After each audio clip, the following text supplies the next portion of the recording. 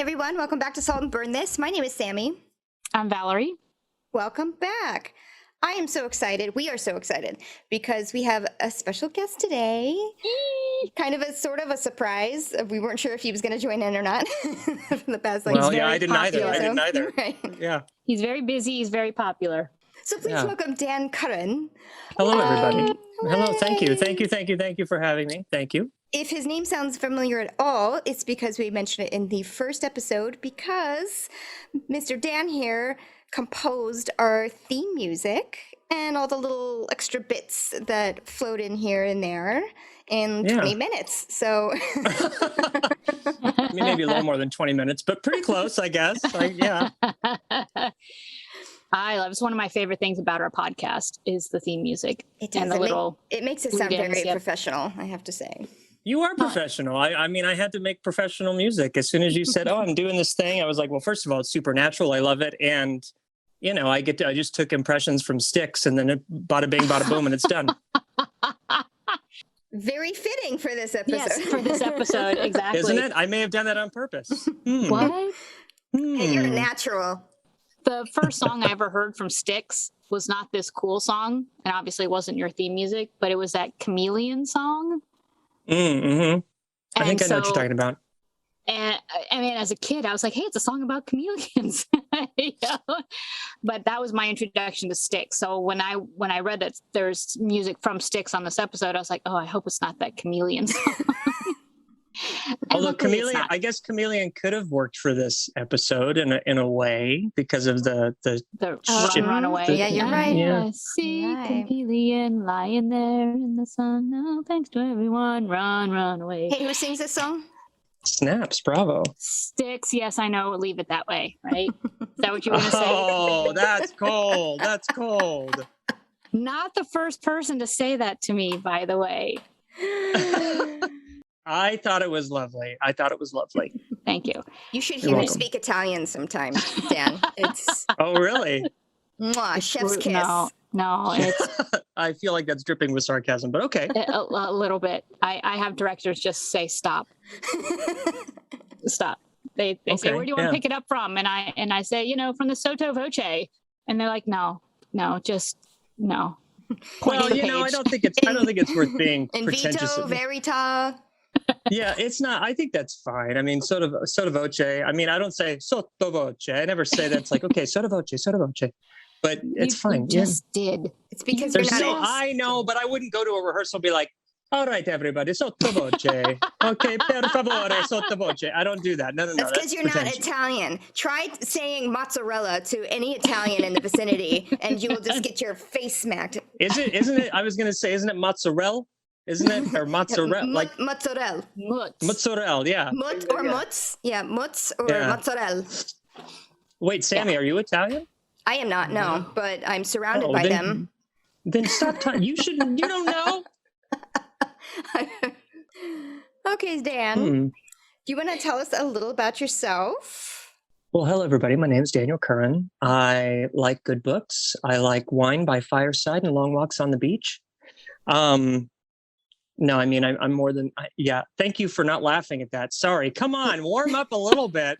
Well, you know what I was thinking? I was like, that's like a classy Dean answer. Yeah, that's Dean if he were not so horn dog as he is. Yeah, I'm definitely not Dean or Sam. Really, I don't personally identify with either of them.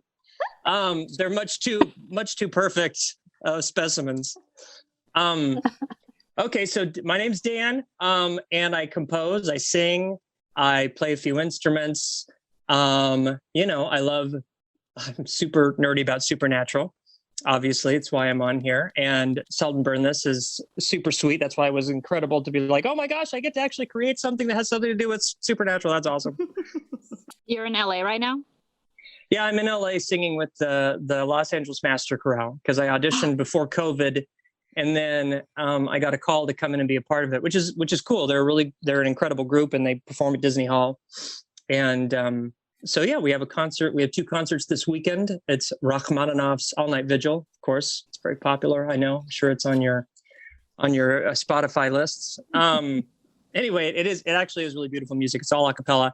So yeah, this is my debut with them. It's no solo stuff. It's just I'm just singing in the chorus, but that's completely cool. I love it. It's super nice.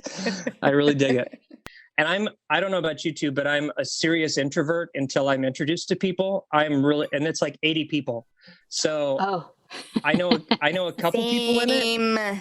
And I think I come off as I don't think I come off as mean or cold, but I'm the guy in the corner that doesn't say a damn thing until someone's like, "Hey, this is Dan. He's with us." And I'm like, "Oh, hey,"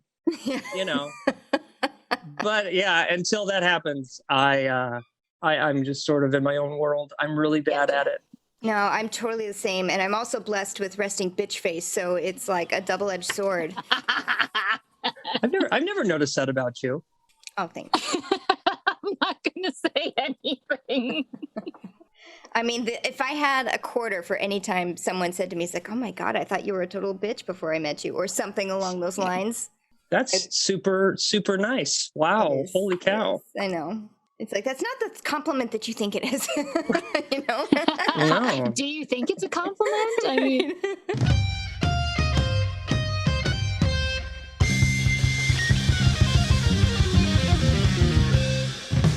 Season 2, Episode 11, Playthings. Remember your imaginary childhood friend? Bet your buddy wasn't anything like an angelic little girl's invisible playmate, a hoodoo demon with an unearthly aptitude for moida. No, That's wait, the no, we're wrong not on Playthings. episode. I'm sorry. I was like, that's not the one. I didn't study for that one. Sorry. I'm so sorry. I was like, that's not right. I thought that I read this before. Yeah. Okay, You my bad. freaked me out. Now two. that we got Dan's heart pumping. Yeah. Yeah, I know that was just, you guys, everyone listening, it was just a test for me. It was just to get me in the game. And I was totally ready to play along with that. I was Except for your face. Yes. Yeah. Yeah. I'll let my face know. Season 2, episode 12, right? Yes, season 2, episode 12, Nightshifter. Sam, Dean, a shapeshifter, and hostages are locked in a bank surrounded by a SWAT team. It all begins when the brothers, on the trail of a shifter, run into a portly paranoiac who's seen T2 once too often. Written by Ben Udland and directed by Phil Screecha. Why did they say portly? Why is that a character? I don't know, but he's kind of portly. He is, but why? Why point that out? I will point out, things to point out, no cast. Jared Padalecki, no cast. Oh, cast. He's finally cast off his arm. We can stop talking about. Yeah, I was like, what? I thought you were talking There's about a huge cast. Yeah, in I thought this. You couldn't do the show without a cast. There's nobody in this one. It's just that portly guy they're talking about. Yeah. Yeah. No, okay. Finally, Jared mandroids. Padalecki has his cast off. Cast off. Yes. So we don't have to mention Dan, it. we've been tracking. He broke his arm like in episode 4 or something stupid like that, and he's had the cast on up until episode 11. Yeah, I kind of remember that. I do remember that. Yep. Mm-hmm. Which was ridiculous. It was just like. So you've been tracking the super interesting drama of the cast. Yes. Wow. It's true. Nothing else goes on in these shows. It makes sense that you would be. Yeah. So we might as well end this podcast now. Cast is off. Cast is off. Dan. Really good chat. Done. You're welcome. See you later. Glad you could join us. Yep. No problem. So this show opens, and it's kind of the same opening that they did for Skin. It felt like. It was just the Skin episode. It was Skin like bits of episode. the Skin episode and also bits of the Linda Blair episode when he was getting arrested. Right. And they just keep mentioning murder and, murder. And we see Dean in situations that we wouldn't normally see him in, which is outside of, let's just say, ghost hunting. He's now in the real world. Like where regular people are seeing him, not just people who have supernatural experiences. So like in the Skin episode, we see him, the police see him holding the knife. And then we see the episode with the Linda Blair where he's bending over the victim who was killed by that bad cop, and he's got blood on his hands. But the cops catch him with blood on his hands. So it's Dean getting caught in the act in various ways. Mm-hmm. Mm-hmm. Setting up this episode that we're about to talk about. Right. So then it kind of flows seamlessly into the teaser, where it's framed as a breaking news. Yeah, I actually thought that was really. I hadn't seen it in a long time, and the break was really weird because I was like, "Is this? Wait, what's going on?" Because it went straight from that. You know, and I was just like, "What is going on?" Yeah, it went from then to now without the now splash. Right. Exactly. So and it literally interrupted what we were doing. It felt like an actual breaking news interruption of your. Yeah, exactly. Yeah. So in this news break, it's a bank robbery that's been going on. A bank is being surrounded by cars, ambulances, SWAT teams. It's just like a big hullabaloo. And then for there not being a cast, it's a very large cast. It's a very large cast for it not being a cast. Yeah. Mm-hmm. Okay, so in SWAT. SWAT team is now preparing for something to happen because like a hostage or something is being brought out, and you slowly see this like old man kind of being shuffled out of the door at gunpoint by Dean, who then looks around with an "oh shit" expression on his face. Title screen. Cut to title splash. That's it. Yeah. Yep. Mm-hmm. It's like, Dean again. It's like Dean in the real world, and of course he's caught like a deer in headlights. I mean, literally, like, Yeah. You know, he's caught on TV cameras. He's in the sight, like the laser scope sights of these SWAT, rifles, and he's literally like, oh crap. Mm-hmm. Right. So MapQuest, Milwaukee, Wisconsin. I am familiar with Milwaukee. I am too. There, but my family, again, I've got family in Madison, Fitchburg. So Milwaukee is definitely our pass-through point. What is your relation to Milwaukee, Dan?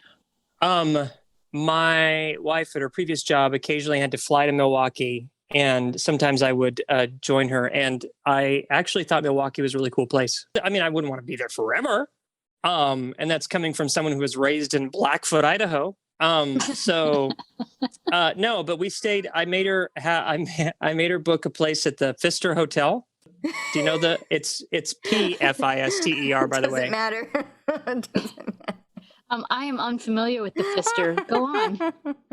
Anyway, it's haunted. It's really old, and I'm into that stuff. So we stayed there. But anyway, so I basically have familiarity with the food a little bit, and then staying in like 2 hotels. So that's all. I probably shouldn't have said anything. Actually, I've never been there. You have some familiarity with cheese and beer. Yes. Okay. Any brat in there? Oh, of course. Come on. Okay. Yeah. All right. So corn on the cob, brats, beer, cheese. Yeah. I didn't have any corn on the cob. Oh, that's too bad. I know. Sorry about that. I've never been there, but I can do the accent pretty well. Okay. Yeah, you can. Look at that. All right. So then when we come back from the title screen, there's a little chyron that says it's 1 day ago. So we're kind of going in the past, a little flashback. Dean is posing as an FBI agent. Valerie, is this the first time that they've posed as an FBI agent? No, but we don't know which FBI agents they are at this point. But no, this is not the first time. I could flip back through. They've been like Homeland Security. They've been a couple other big things. I couldn't remember them ever being an FBI. But anyway, they are FBI in this case. Dean is mercilessly flirting with a lady at the jewelry counter who is mercilessly flirting back, not flirting openly. Yeah. Inviting Dean back to her place. Yeah. Mm-hmm. Dean being Dean. He's Dean taking a break. Dean, yeah. He's taken a break from being Dean for a while. The horn dog Dean, as Sammy calls him. I do call him horn dog Dean. So it was kind of fun that you saw him back in full force, like the last episode and maybe even the one before. I was going to say it typically doesn't take a lot of time from Dean to go to horn dog Dean. It's either eating full pies and cheeseburgers Dean or flirty Dean, Yeah. I mean, he hits it a little bit harder later too. And that's true. Yeah. The women in this episode buy it 100% too. Like they just full 100% are into the Dean vibes. So I can see why he then continues his flirtatious ways. But this was just silly. The fact that she's like, you can investigate me further, secretly, Yeah. And Dean's like, We could go to "All a right." place and you can do it. Yeah, exactly. Yeah, he's like, all right, why don't you just give me your number there? And he takes his number. I know. When I see that in especially these shows, it's like, where do you have time to go meet with her? Aren't you, like, how long are you going to be in Milwaukee? What's going on here, guys? I don't understand. Where are you finding the time? Where are you finding the time, Dean? He will make the time. He does. He does. Yeah. So Sam, on the other side of the store, is talking to, I'm assuming it's either the store manager who's describing the events. So the jewelry store has been robbed, and so then but it's like an unusual circumstance because the suspect is someone who would not ever do this type of thing, and then also in addition, she murdered the security guard who she was very friendly with, and then killed herself when she got home. Right. Which doesn't make sense, obviously, because why would you steal a bunch of jewelry and then to go home and kill yourself? Right. Yeah. Plot thickens. The boys have now left the jewelry store with phone number in hand. And I guess they kind of skip ahead a little bit and they go to somebody else's house because they've found another robbery / suicide or murder that hasn't made sense. So now that they're at the house of the security guard of that bank. Yeah, they find out that he wasn't killed by the bank robber, but he was beaten unconscious during the robbery. Right. So they go to his house. When they knock on the door, there is a blinding, like floodlight. Yeah, floodlight. Yeah. Mm-hmm. So blinding. It's like got that buzzy, like I'm so bright I have to make noise kind of light bulb. Yes. The aforementioned portly guy. He was a sweet, kind of frumpy guy, is the way I would have described him. And, because his hair was a little unkempt, his shirt was askew, his house was clean, except for the room that had the serial killer wall, the research wall. So I personally wouldn't have described him as portly. He is, however, paranoid because he immediately asks them for their badges. They post him up to the window and he takes a good long inspection at them. Yeah, I think paranoid is an understatement. I mean, I think that's when you have serial killer walls, that's a whole other level. I think that what it is, it's like your serial killer level. I mean, I think that's the next level after paranoid. Yeah. But his was more about like aliens, his was more of a the truth is out there type of thing, which I expected to see on his wall. Is it the History Channel guy, with the crazy hair like up here and it's just like aliens? Tell you what, it's aliens. Yes, aliens. Yes. That guy. For those of you listening, we all did this. Yeah. Those of you listening, we all did this. They still don't know what you said. But did you read the badges? Did I read the badges? No. Oh, I didn't read the badges. Were they rock stars? They were both Harrison Ford characters. Sam was Han Solo, and Dean was Jack Ryan. Oh my God! They're always something special. Han Solo, really? Ronald wouldn't have been like, "Hey, wait a minute." Funny. That's because he looked at it, but maybe he was blinded by the bulb, blinded by the giant floodlight. So he ends up Ronald Resnick is his name. He ends up inviting him in, and he immediately kind of goes onto this diatribe of wait, you guys read my report? You believe me? You want to talk to me about my report? Really? Yep. Because I know what's going on. And then just goes on this spiel about, but what I let in was not my friend. He had his face, but it wasn't him. He was like the Terminator guy. Mm-hmm. T2. Dean's like, T2? The one who changes shapes? Yeah, like the T-1000? Yeah. Yeah. So Dean's buying, but Dean is like, yeah, I believe you. We read your report. Let's hear more. So Dean's leaning into this, and Sam's still kind of, laid back, skeptical. And I think that's what he's playing. Yeah, I think Sam, maybe not in this particular episode, but I do feel like he's a little more serious, but it's to try to keep Ron safe. Yes, and I made a point about that in my notes, that the entire time, actually, every time he says something or does something to Ronald, it's to protect him. Yeah, and it comes across as being harsh or being mean. Yeah. But it is to keep him safe. And he even says that. He's like, the more you're kept in the dark, the safer you are. Mm-hmm. But it doesn't mean that initially, well, I was like, Sam, geez, harsh. Yeah. Because Ronald's like this, like I said, he's like this kid. He's not over enthusiastic, but he's a kid. He's got that child's heart, He figured it out, like down to the bone. He was just like, I kept the tapes because I knew that they would be destroyed. This thing, these silver eyes that are flashing with this guy on my quote unquote friend Ron, that's not a camera flare. No one can tell me otherwise. This, like, they probably like escaped underground somewhere, and that's where he's staying and changing into other people and then killing the real people. Yep. Before shifting into them, before like charging his batteries. And of course he refers to it as a mandroid. Yes. Mandroid, of course, is from an X-Files episode called Jose Chung's From Outer Space. The magazine that he holds up as proof that there are mandroids out there, because he's like, look, it's been written about, is actually the character on it is from a Doctor Who episode. Really? So he's gotten all sorts of mixed mixed messages. Wow. And if we were going to do a drinking episode, I would do this episode for every time the word mandroid is said. Oh, yeah. Take a shot. Yeah, we'd get drunk real fast. We would. Yep. Mandroid. It's a weird word. So, Sammy, you're right. Ronald figures it all out, except for the mandroid part, which Dean points out is like, he's right, except for the mandroid. But, everything else is correct. Right. Mm-hmm. And then Sam crushes him. Like I said, destroys him. He played a really good Men in Black character. Like Tommy Lee Jones been like, what you see didn't exist. Look at this. If Sam had a little flashy thing, he would totally flashy thingy. Yeah, the little flashy thingy. You're gonna flashy thingy. That was some swamp gas reflecting off the light of Venus. The light of Venus. Yes. Yeah. I thought he was going to totally give him the truth is out there speech, because he was like, listen, Ronald, I'm going to be straight with you. And I was like, he's going to give him the truth is out there speech.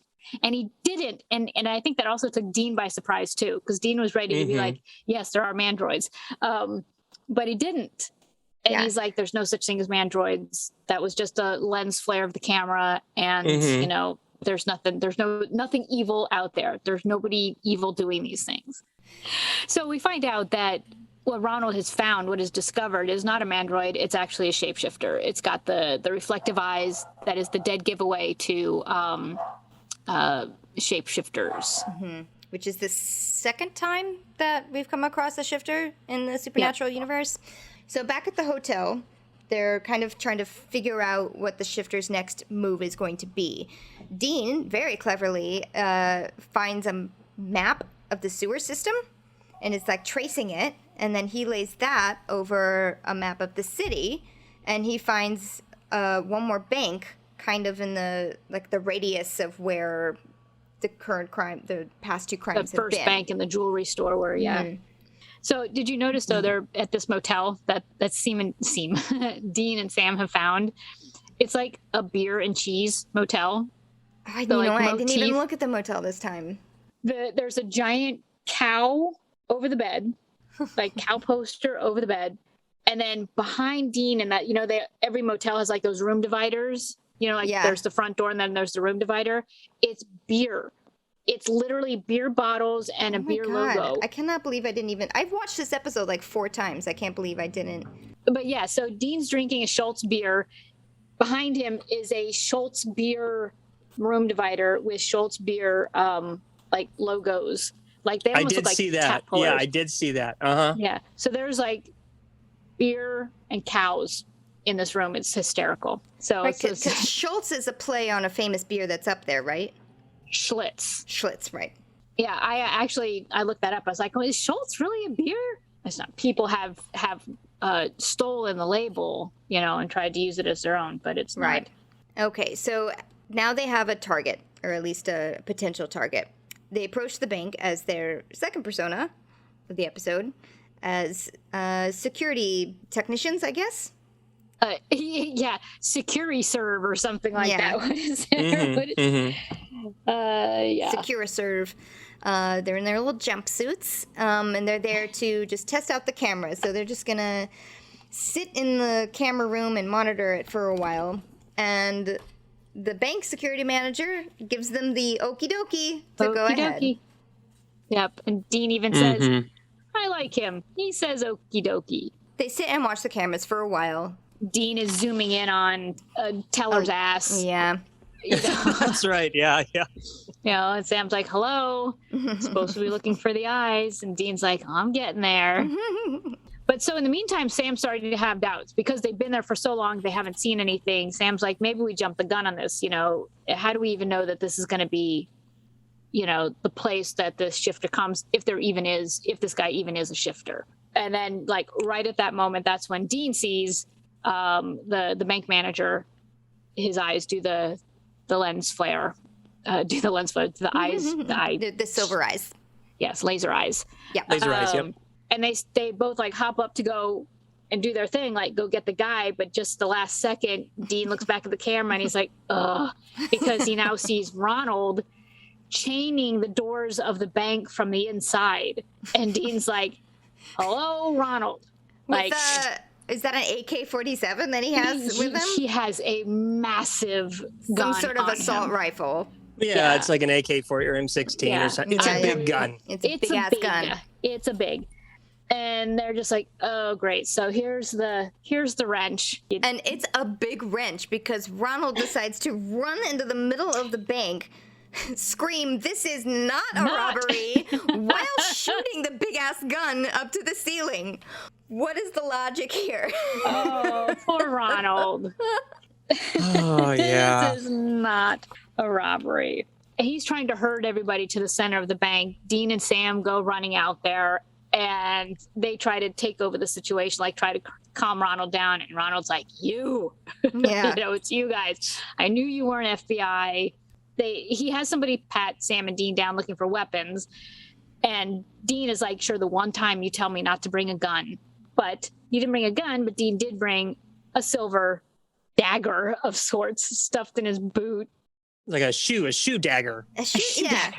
And the guy hands the knife to Ronald. Ronald then takes the knife and drops it into the like check deposit, slot. Yeah, the and unreachable box. So yeah.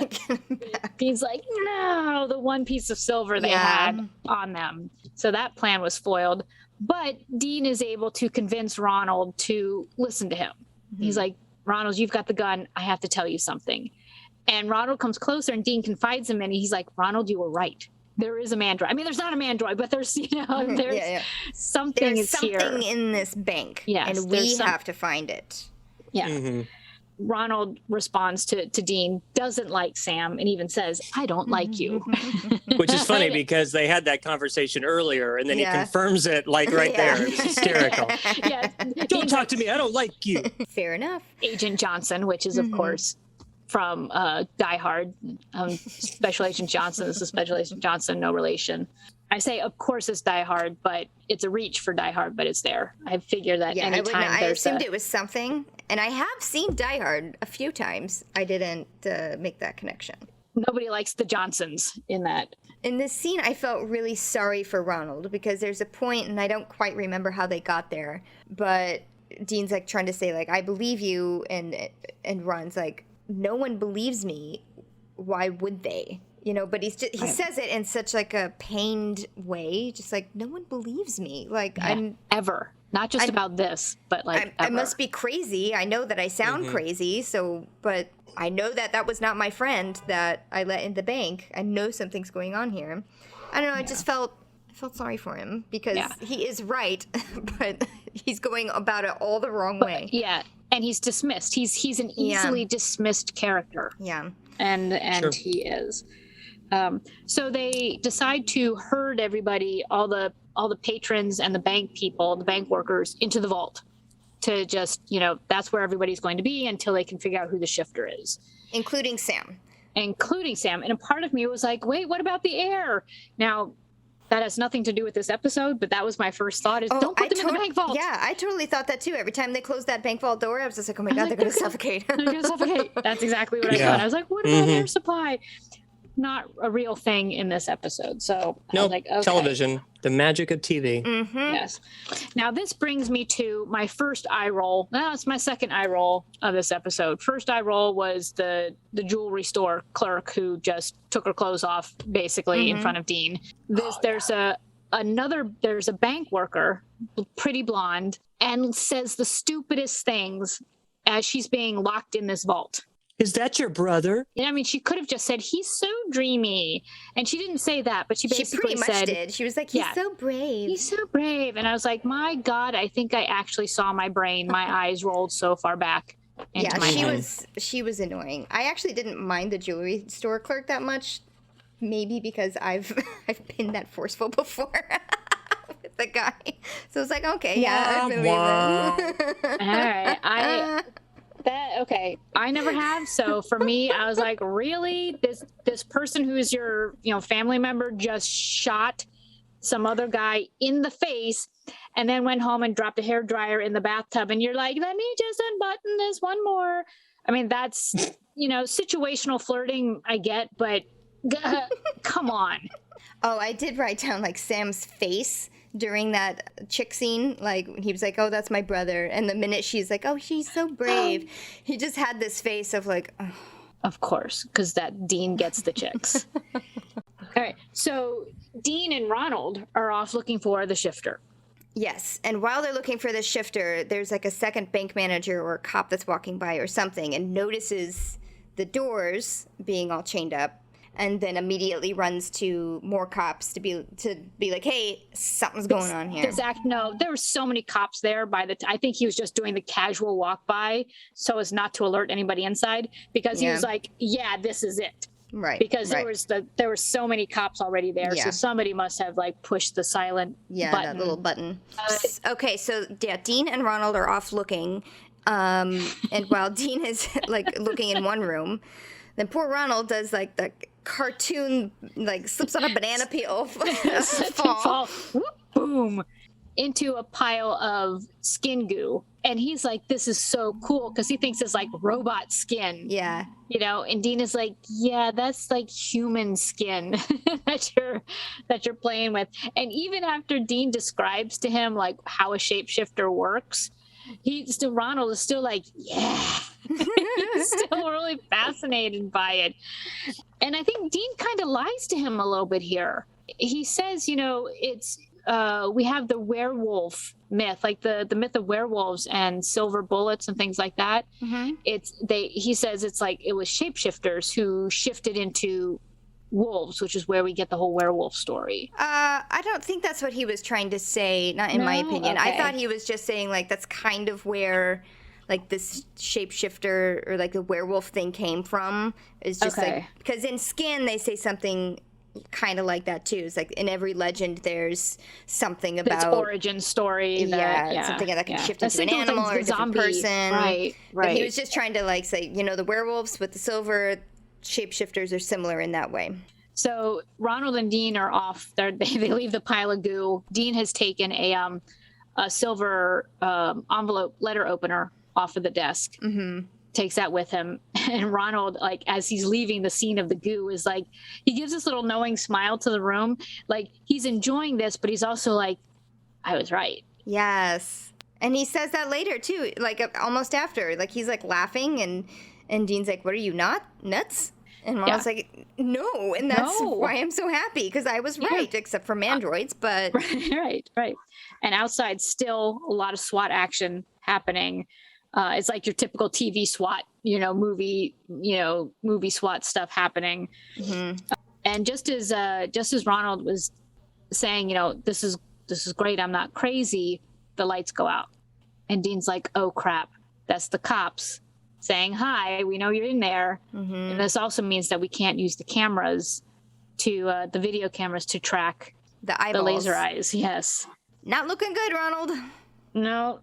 Back in the vault, that vapid chick is still going on about Dean. Yeah. I wrote eye roll number 3, and not just for me, but again from Sam. Yes, like, lady, like, oh my God, this is torture. She thinks that Dean is trying to save them. Right. So when he opens the vault, she's like, oh, like my hero, yes. And he's like, nope, found some more people. Yeah. Gonna shove some more people in there. But Sam, we need you out here to do a little confab. So Sam comes out of the vault, and Sam, Dean, and Ronald are talking about the SWAT, and Sam's like, you're wanted. by the police. This is not a good thing, the police being here.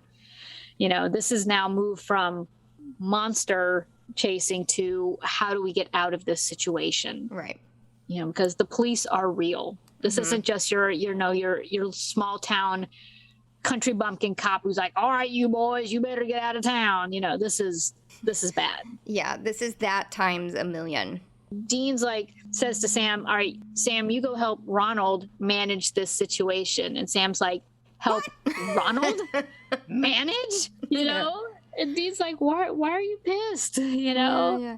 And then at 21 minutes, 3 seconds, there comes that meme that I see all of the time. Yes!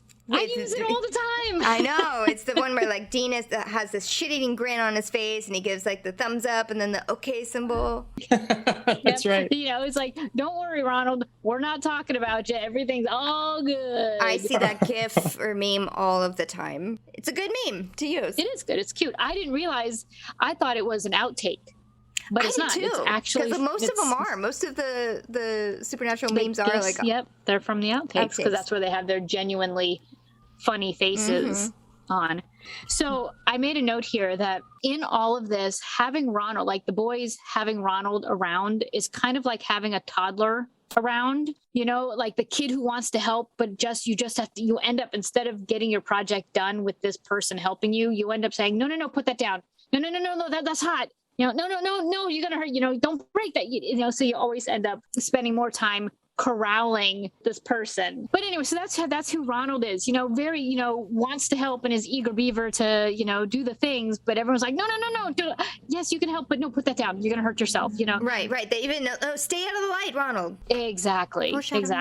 I know. Yeah. Yeah. I felt bad for him because he could, you know, with a little training, he probably would have been really good at this job considering how paranoid he is about things. I mean, honestly, you know, he just needs to be guided a little bit in the direction of, he could at least be a good research partner. He needed to show up a few seasons later.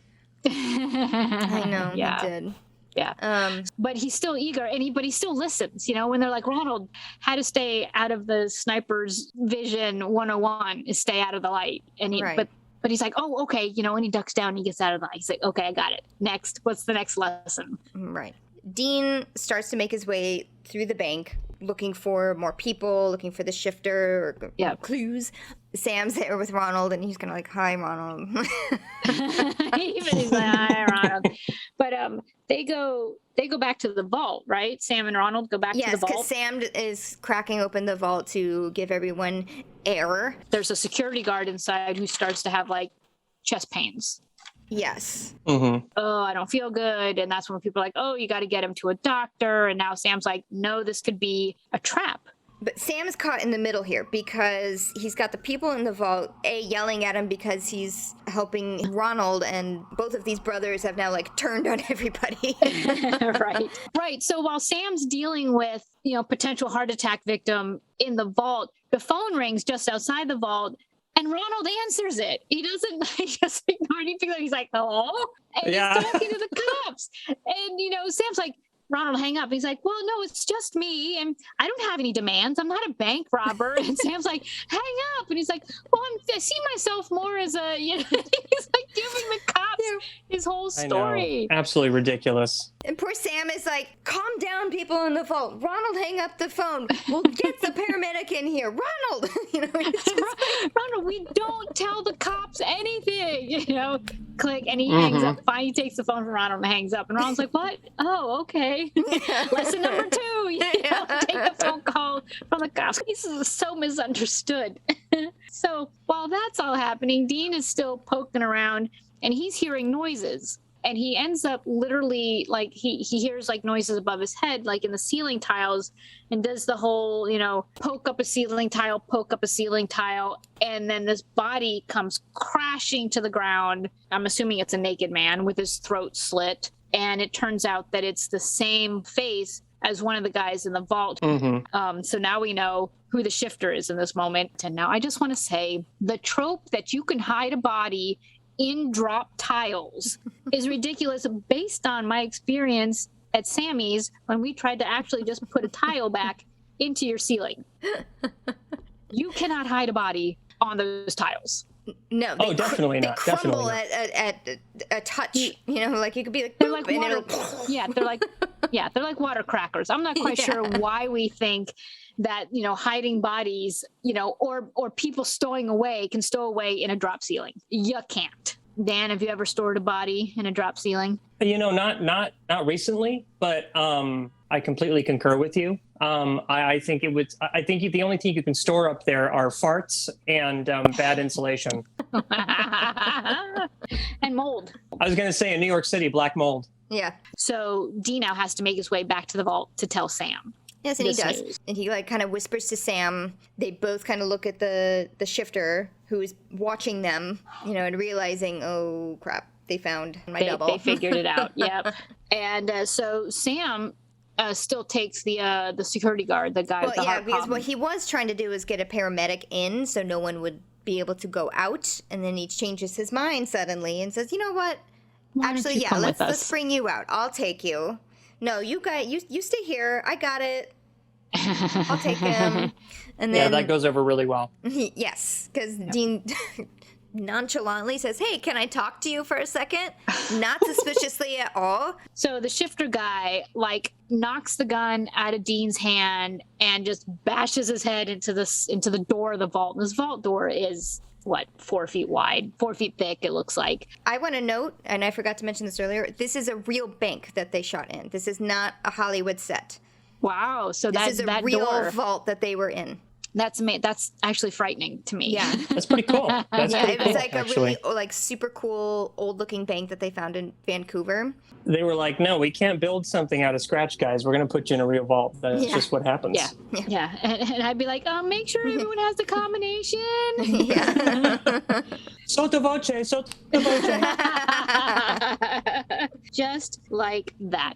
So Shifter knocks Dean down to the ground and runs. Well, Sam's he's like on his way to take the old security guard out the door. So he sees the shifter run, and then And he they hear sees Dean yell. Yeah, Dean's like, and come then- back here. Yeah, and then he sees Ronald chasing after him too, who then unfortunately is not paying attention and runs straight into the light. And in slow motion and in silence, you can see Sam yelling at Ronald, to get down. But he doesn't hear it in time, and unfortunately, poor Ronald He's shot by a sniper. And the coolest thing about this scene is, like you said, as soon as Ronald runs into the light, all sound stops. All audio is completely silenced. There's no music. There's no words. Mm-hmm. And you see Ronald react, but too late. And then the next thing you do hear is the sound of a bullet being shot through a window and then shot into Ronald's chest. So Yeah. you hear the from his back. Yeah. and he's literally shot straight through. Yeah. And the look of shock on his face, like, oh, A realization. Yeah. yep, and down, and he falls in slow motion, and Sam and Dean are both watching him fall. And as soon as his knee hits the ground, more sound comes back in, more audio is restored, and then the speed is restored. So when he falls, it's in motion. Like real time. Yeah. Yeah. Yeah. When Ronald falls, he kind of falls, to his knees and then onto his face. And the look of surprise on his face is heartbreaking, because it's like you just wanted him to succeed. I know. Oh, it's terrible. It literally, the heartbreaking is the only word I can use. I was crestfallen and heartbroken in that moment. This was a sad death in Supernatural, and probably the first, well, besides John, obviously, but this is the first time like a sub character or like a secondary character that has died that made me feel bad. Like, Yeah. oh, I wish that wouldn't have Yeah. happened. I understand. Well, they take their time with it, so it really sinks in. It is really hard to see. And then, it even closes up on his face as he's laying there, in blood. It's pretty crushing. It's a pretty crushing Yeah. moment. Yeah. Yeah. He was an innocent in all aspects, and he was killed for no reason. And he didn't get to fulfill his dream. He didn't get to succeed. And even Sam and Dean are crushed by this. Like, yeah. and not because they couldn't save him, but because they believed in him. They were Right. They were ready to, do this with him. They didn't just shut him in the vault and be like, okay, Ronald, enough of you. you know, they took him along as a worthy companion. And I think his death hit them really hard too.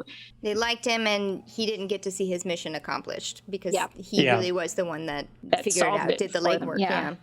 It was beautiful. It was absolutely a brilliant way. It wasn't overdone. It wasn't over dramatic. It was so dramatic, though it broke my heart. They don't really have time to mourn Ron because they still have a job to do.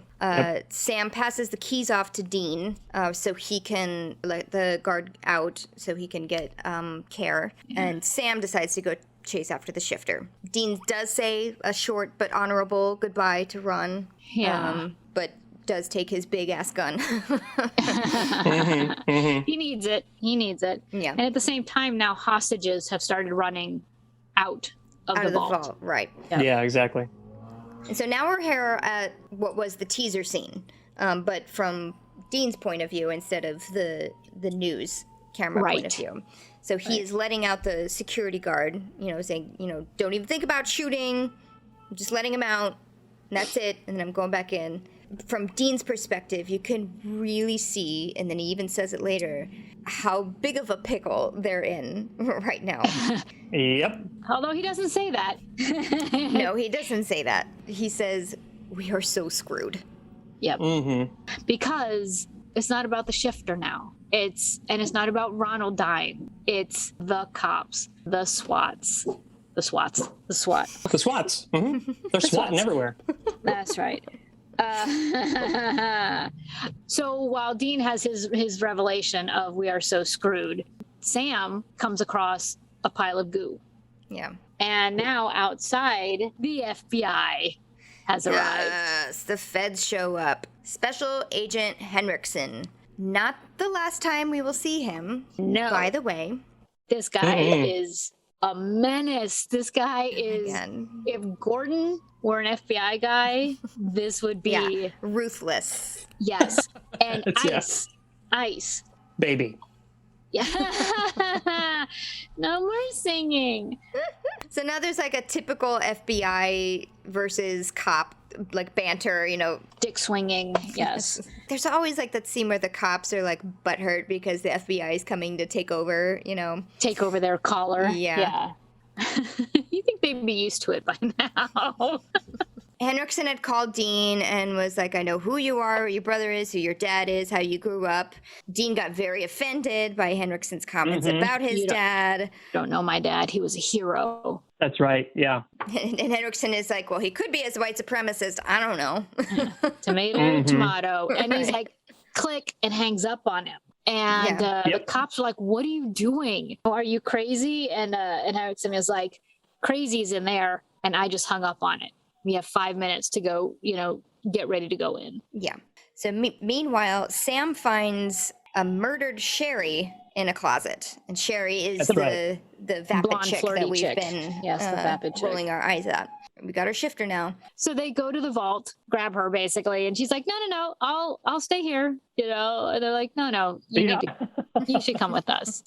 So she's changed her tune a little bit about wanting to go with Dean, and now she's like, yes, because they tell her they want to use her as a show of good faith to the feds and the SWAT team out there. And this is all a really well done setup for what's about to happen. Yeah, absolutely. They go back to the room where the dead Sherry is, and they bring Sherry, and they're like, okay. They show her the body, and they say to Sherry, this is the last person you ever kill. You're not going to shift anymore. And they're just about to kill her. And Sherry's like, what? Ah! She's screaming at this body. And both Dean and Sam are like, what? Is this, are you acting? Like, what is going on here? Community theater? Which is funny because they mentioned that about... about Nisha? No, that episode, the girl that I didn't like, that I thought that she was too acty. The previous, not a couple of episodes ago. But anyway, it was just like, I said community theater acting not too long ago. and she's like, thud, and she faints. Yeah. What I love about subtitles is that it actually said thud. Yeah. She falls out of frame, and then you just see the word thud, and she faints. And both Sam and Dean look at each other like, well, this is new. Yeah. Okay. Yeah.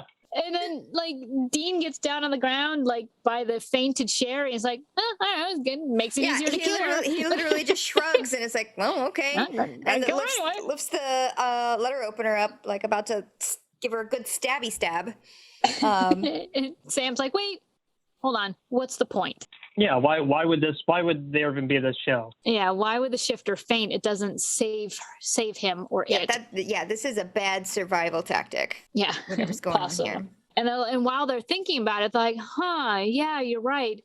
You hear the crash of a window from the SWAT now breaking into the bank. And dead Sherry, you see her come into focus and her eyes open and she turns her head. As soon as Dean's attention comes back to her, it's too late. Dead Sherry reaches up, grabs Dean by the throat, and starts choking him just in time for fainted Sherry. Real Sherry to like wake up and be like, what the fuck? And so Dean is like, get her out of here. And Sam is able to take fainted Sherry, now screaming Sherry, out of the room. While Dean is now fighting dead Sherry. I just want to point out that Dean finally gets his chance to like wrestle a half-naked beautiful woman. Right.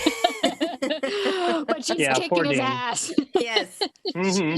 This next sequence, this whole sequence is designed to confuse us, and it does. The way it's cut back and forth between what's happening with Sam and what's happening with Dean, what's happening with SWAT, what's happening with the cops. Yeah, like for the next like several minutes, you're kind of confused. Yeah. It also made me, instead of going, what's happening, it made me go, oh my gosh, what's happening? Yeah. You know? So the SWAT team is kind of like doing the SWAT team thing where it's like doing the crouchy walk with the guns on the flashlights on the guns, clearing the room. And then they come across real Sherry alone, who desperately is like, don't shoot, I work here, I'm just a victim, a hostage. They usher her out. Dean is somewhere else Still downstairs. fighting. I don't know. Yeah, he's now looking for fake Sherry. He opens the door, looks in there, not there, then like kind of slowly turns around and then gets clocked right in the face. And then they're like fighting close up, and Dean accidentally like pulls her skin off as they're fighting, and he's like, gross. And while he's distracted by this like sheath of skin that just came off, she hauls off and kicks him in the balls. I mean, full on. Yeah. Nut a cracker. Yep. Kicks him, and then like does the whole like, you know, grabs his head and slams it down onto her knee like 3 times. Yeah. You know, and Dean's just like, whoa. Yeah. So then while he's still fighting, then we cut to same or a different SWAT team coming across somebody else, Sam. Yep. They slowly approach him, and Sam, with absolute ease, knocks out these 2 SWAT guys unconscious. Yeah, that was probably another like a little bit of an eye roll moment, because I'm like, okay, I know these guys are tough, but it's like, come on. I mean, these are SWAT guys. I don't remember seeing it. I just thought that we saw him like, you caught me type of thing. There's a scene like that. It cuts back to Dean for a second, and then it cuts back to Sam. Oh, no, maybe they do show Sam fighting off these guys, because I thought in the last episode or the episode before, you were like, man, Sam isn't a very good fighter. He always gets his ass kicked. He does always get his ass kicked. Except when it's fully trained tactical SWAT guys, he's able to... In 2 seconds, just like bam, bam, bam, bam, done.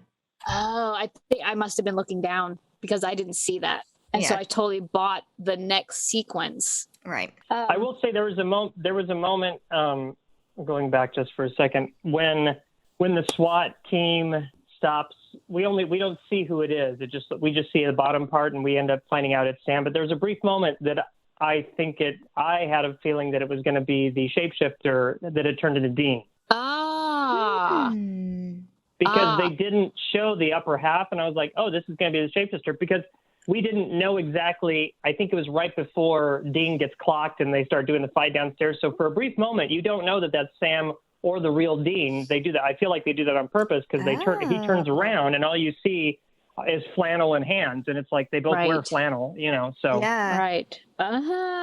See? I didn't think that at all. Interesting. there you go. Of course, then the next thing we see is Dean driving the silver letter opener into the heart of dead Sherry. Yeah. Dead but- Sherry. Mm-hmm. Dead Sherry, Shifter Sherry. Ooh, Shifter And- Sherry, I like that. That's good, yeah. Yeah. It's my stripper name. So Dean is able to overpower Shifter Sherry, and stabs her in the heart, and Yes. down she goes. Yeah, she slumps to the floor. And he Yep. crouches down and kind of is inspecting, I guess, to see if she's really dead. I was like, why didn't he leave? I was like, why did Dean stick around over the body? Well, I don't know. I thought that was okay that he checked out to see if she was really dead, since she was fake dead before. Right. Right. But what happens next is basically almost the exact same scenes from Skin and Linda Blair, which I don't even remember the name of that episode, but where he's like standing over a dead body. And I know in Skin it was a fake Dean, but standing over the dead body and then like a flashlight in the face, for a freeze. Mm-hmm. Yeah, deer in the headlights. Yeah. So he's caught again, red-handed, literally blood on his hands. Mhm. Dean is caught. Yep. And so the next thing we see is Agent Henriksen has made his way into the bank and is going room to room and checking in with all the cops, like, where are the guys? Yeah. And they come across the body of dead Shifter Sherry. Well, yeah, first they come across the body of that dead man, the first... The pushy guy. the first guy that they found dead in the ceiling. Mm-hmm. Then they come across dead Shifter Sherry, and they were like, I just walked this girl out of the bank. Yeah. Must be her twin. Mm-hmm. Mm-hmm. Yeah. Yeah. I thought that was interesting that was his reaction based on the carnage he was looking at. Yeah. Of all the things to be, she could have a twin. It's like you're looking at somebody whose throat is slit, has a dagger in her chest, is half naked, half her but at arm this is point- Her arm missing. skin is like off. But at this point, the writers are like, okay, guys, we have 3 minutes. We need to just wrap this up in a bow. Move on. It's just a TV show, Valerie. That's what I always have to say to myself. It's just a TV show. So they clear what seems to be the last room while Henriksen is standing there. A regular cop comes in and says, they're gone. Like, there's no sign of them anywhere. Henriksen goes full FBI mode, like, search every nook and cranny, search the ceiling, search the vents, Search the like, I sewers, want search these guys found. And cop's like, I don't think this is going to be necessary. They're not here. Yeah. Yeah. And Henriksen was like, what? And the guy leads them to a storage closet. And there you see two half naked, SWAT guys, unconscious, cuffed, cut to. Oh, mama, I've been fearing my life from the long arm of the law. Chum, chum, chum, chum.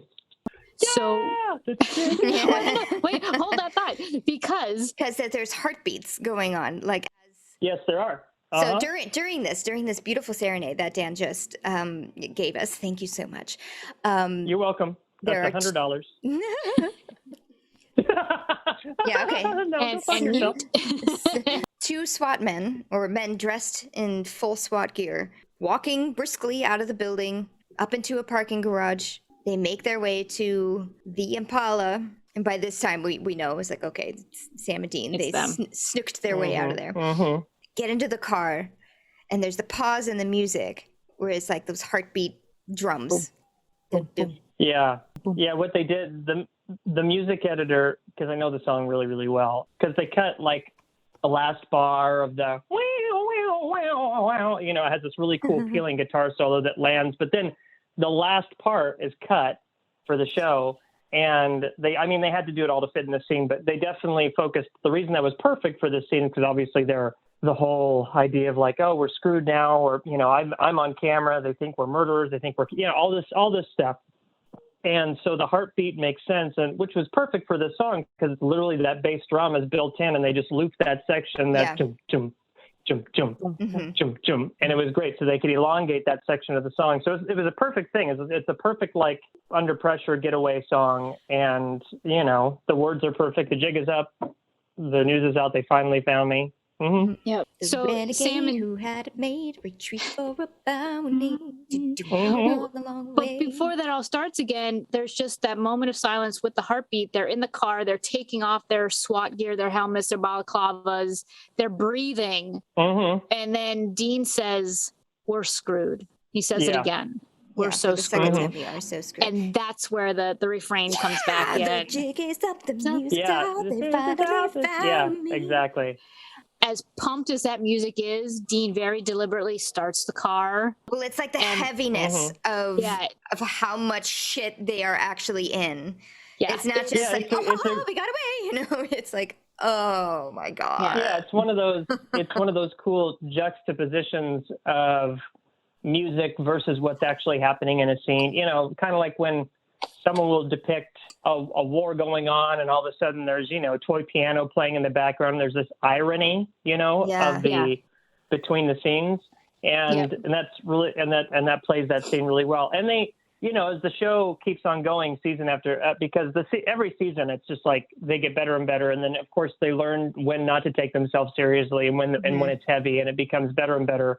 Everybody, the entire cast. And I think they get better at taking advantage of ironic and non-ironic music moments and stuff like that, because you have to realize that a show like this, it's all done at a kind of like what I did with your guys' podcast. It's all one person and it's all just sort of samples and instruments they're doing at home. And it's like, okay, we just finished the show. You have, 48 hours to put music to it. And so they turn it around, they turn it around, turn it around. But this is very deliberate, and it was perfect because, this is already the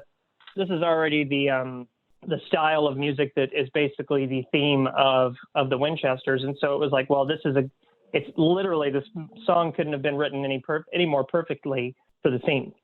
Right. Yeah. So it was really just about dropping it in, trimming it so it fits the last couple seconds of the show, and then it's done. And then bada bing, bada boom, you got yourself a really cool, like, wow, I love this song and I love that they got away, but I don't love that they're fucked. Right. Yeah. I mean, it's a killer song no matter what. I mean, even if it wasn't associated with Supernatural, you still want to put your pedal down and drive to that music. Yep. And the fact that they are driving away, but they're not peeling out, they're not rocking out, they are so screwed, and they know it as they slowly drive out. And it's, I think, just like the weight of their situation. And it's not Sam, and his, destiny that's weighing on them. It's real life. It's the real world crashing in on their hunter's world. Yeah. This time Sam got some good face acting. Jared got some good face acting in on this episode, because normally it's Dean, but his face is like, nope, we're really in trouble now. Yeah. It's everything that I saw coming just happened. In his like worrywart kind of way, he's like, Dean, you're in trouble, and Dean's just kind of like, yeah, man. Yeah, right. Yeah, he doesn't care that he's got a rap sheet, but now he does care, because the true monster isn't the shifter, and it's not the next monster. It's Henriksen. It's the law. It's the real world crashing in on them. And and now he's like, we thought that we have been hiding from it, but obviously that wasn't working, since Henriksen literally knows everything. Right. He knows everything, but not in the hunter sense, in the broke the law sense. Yep. Credit card fraud, murder, grave desecration, various other kinds of theft, bank robbery. Exactly. Sure. It's the lawman who can put an end to their running.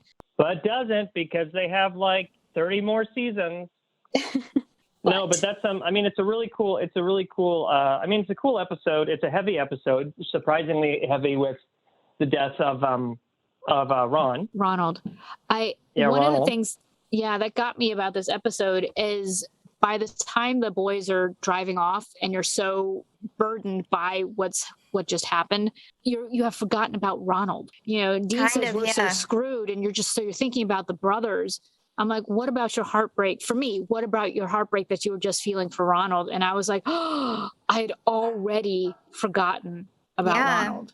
I had too. That's how heavy this ending is. Yeah, they don't even come to it like when the SWAT team is like looking at all the dead bodies. They don't even look at Ron, or at least the camera doesn't look at Ron. Yep. So the last shot we see, I don't know, it was kind of dramatic in a good way that the last shot we saw of Ron was him like laying flat on the floor. Yeah, because it was sad and it was heartbreaking. We didn't need to see him again. I'm sure it was intentional, but it still made me, when that episode ended, I was like, oh my gosh, Ronald. Like, it came back to me. And I was like, oh, that breaks my heart that I was so overwhelmed with emotion for the brothers that I forgot about my pain for Ronald.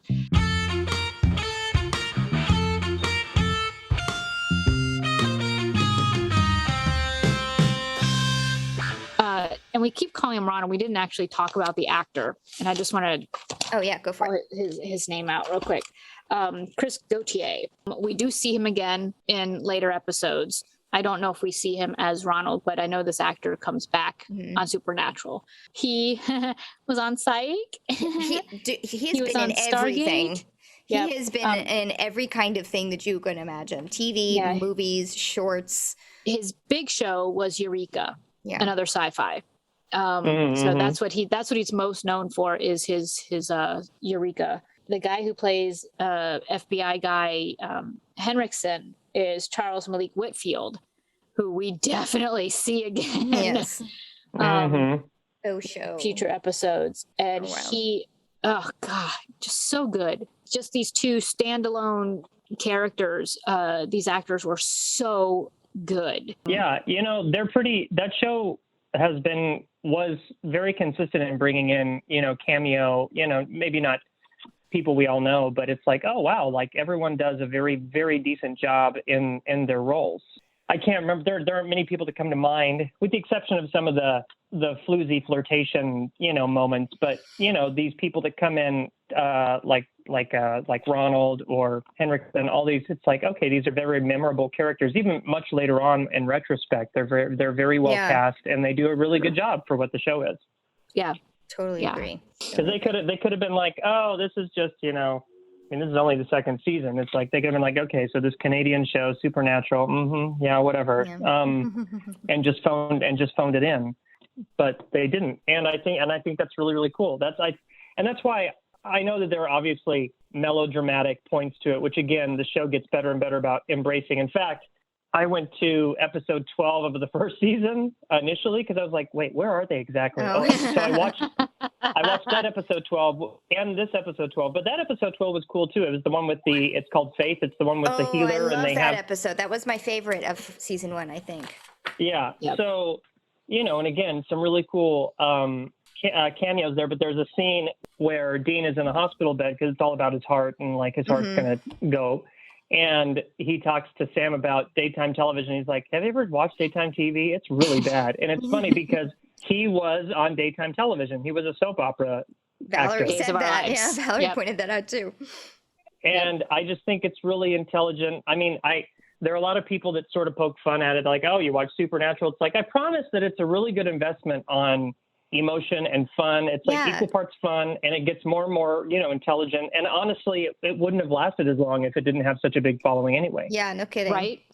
So you guys pointed out some of the actors. I wanted to, because we have a composer here on the pod with us, to shout out the composer Chris Leonards.